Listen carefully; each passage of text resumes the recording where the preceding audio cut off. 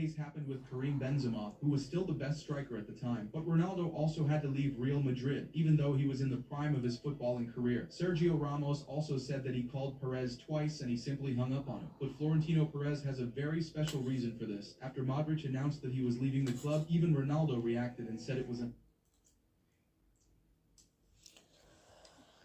honor to share the place with you. But Florentino Perez doesn't appreciate his best players. At Real Madrid, there is a special regulation for certain footballers, and Florentino has stuck to this rule ever since he became president. He doesn't care whether the footballer was 5 Ballon d'Or, the most important man at Real Madrid or whatever. వాళ్ళు because even if he బెడ్రూముల్లో didn't ఏమేం business చేశారో with this తీయండర్రా. special regulation, Florentino Perez only gives contracts with a duration of 1 year to every player who is over 30 years old. If the player no longer fits into బట్లిప్పుకొని Madrid's గెంతారు plans, he is గుత్తల్లో simply పెట్టుకున్నారు. discarded. But why aren't you a subscriber?